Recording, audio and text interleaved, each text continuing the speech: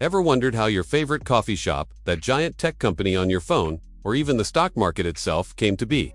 The answer, surprisingly, takes us back over 400 years to a time of wooden ships, exotic spices, and a company so powerful it could wage wars, mint its own money, and establish colonies. This is the story of the Dutch East India Company, the VOC, and how it literally invented the modern corporate world. In the late 1500s, Europe was absolutely obsessed with spices. Nutmeg, cloves, and pepper weren't just for flavoring food. They were a status symbol, a preservative, and even thought to have medicinal properties. They were worth more than their weight in gold. The problem: the journey to the Spice Islands, modern-day Indonesia, was incredibly dangerous and absurdly expensive. A single voyage could make you rich beyond your wildest dreams, or it could end in shipwreck, disease, and financial ruin. Individual merchants just couldn't bear that level of risk. So, in 1602, the Dutch did something revolutionary. They took a bunch of smaller, competing trading companies and merged them into one mega corporation, sanctioned by the government, the Verenigd Oostenrijksche Company, or VOC. This wasn't just a merger, it was the birth of something entirely new. To fund its colossal expeditions, the VOC came up with a brilliant idea. Instead of having a few wealthy investors fund a single voyage, they decided to sell small pieces of the company itself to the general public. These pieces were called shares, and anyone from a wealthy merchant to a humble maid could buy one.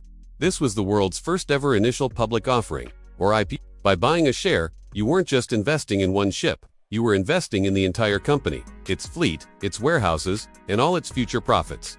You became a part owner. This concept of the joint stock company spread the risk and allowed the VOC to raise an unprecedented amount of capital.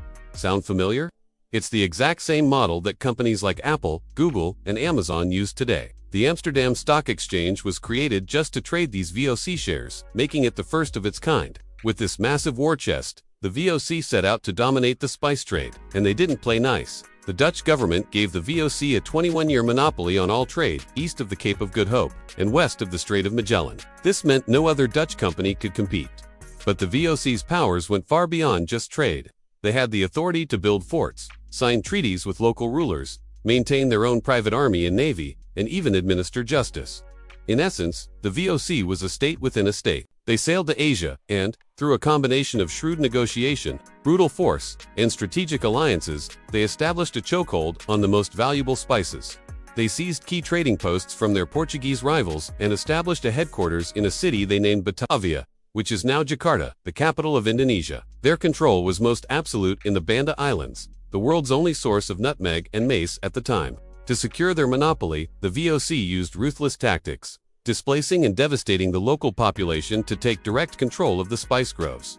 For nearly 2 centuries, the VOC was an economic behemoth. At its peak, it was worth more than the modern-day equivalent of Apple, Microsoft, and Amazon combined.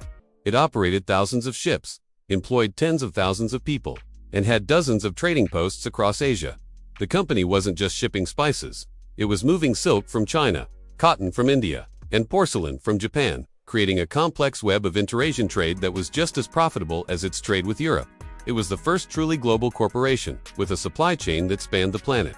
The VOC's impact was profound and permanent. It fueled a golden age of wealth and power in the Netherlands. The influx of capital and exotic goods transformed Dutch society, art, and science. But this success came at a tremendous cost. The VOC's operations were built on colonialism and exploitation. Its pursuit of profit led to violent conflicts, the subjugation of local populations, and the establishment of a colonial system in Indonesia that would last for centuries. It represents the dark side of early capitalism, where corporate power, unchecked, led to immense suffering. So, why did this corporate titan eventually fall? By the late 18th century, the VOC was a victim of its own success and changing times. It became bloated, corrupt, and riddled with debt. Competition, especially from the British East India Company, grew fierce. The demand for spices also leveled off, while the costs of maintaining its vast empire and fighting wars spiraled out of control.